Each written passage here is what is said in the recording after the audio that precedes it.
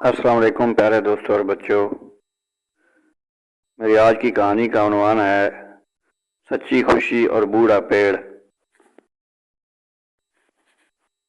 ایک بہت بڑے باغ میں آم کا ایک بہت ہی پرانا درخت تھا۔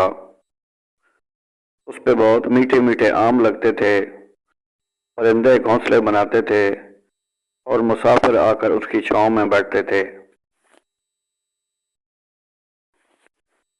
وقت کے ساتھ ساتھ وہ آم بوڑھا ہو گیا، اس کے پتے جھڑنے لگے اور اس پہ پھل بھی بہت کم لگنے لگا۔ باغ کے مالک نے سوچا اب یہ درخت کسی کا کام کا نہیں، کیوں نہ اس کو کاٹ کر اس کی لکڑی بیچ دی جائے۔ جب لکڑہارا کلہاڑی لے کر پہنچا تو اس درخت کے پاس کھڑے ہو کر ایک بچہ رونے لگا۔ وہ بچہ روزانہ اس درخت کے نیچے کھیلتا تھا۔ اس نے لکڑہارے سے کہا، برائے کرم اس کو نہ کاٹیں، یہ میرا بہترین دوست ہے۔ لکڑہارے نے ہنستے ہوئے کہا، بچے، نہ تو یہ پہلے کی طرح پھل دیتا ہے اور نہ ہی اب یہ ہرا بھرا ہے، یہ کسی کام کا نہیں۔ بچے نے کہا، یہ پھل نہیں دیتا تو کیا ہوا، یہ آج بھی ہمیں بہت سے فائدے دیتا ہے، ہمیں سایہ دیتا ہے، ہمیں کھیلنے کے لیے جگہ دیتا ہے۔ جب میں پریشان ہوتا ہوں تو میں اس کے تنے سے لگ کر سکون پاتا ہوں اور مسافر اس کی چھاؤں میں آ کر بیٹھتے ہیں۔ کیا ہم صرف ان چیزوں کی قدر کرتے ہیں جو ہمیں فائدہ دیتی ہیں؟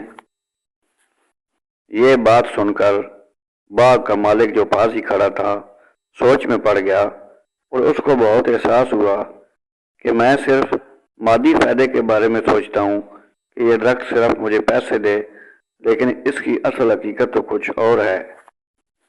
اس کی اصل حقیقت تو اس سے جو یادیں وابستہ ہیں وہ ہیں، جو اس کی خدمت ہے وہ ہے۔ یہ بہت ہی قیمتی درخت ہے۔ کسان نے لکڑہارے نے اس کو کاٹنے کا ارادہ بدل لیا اور اس کی خدمت شروع کر دی۔ جو ہی اس نے اس کی خدمت کی تو اگلے سال حالات ہی بدل گئے۔ وہی درخت جسے وہ کاٹنا چاہتا تھا ہرا بھرا ہو گیا اور بہت زیادہ اس پہ پھل لگنے لگا۔ پیارے دوستو، رشتوں کی قدر صرف ان کے فائدے کی بنیاد پر نہیں کرنی چاہیے۔ پیارے دوستوں اور بچوں، سچی خوشی دوسروں کی قدر کرنے اور دوسروں کے کام آنے میں ہے۔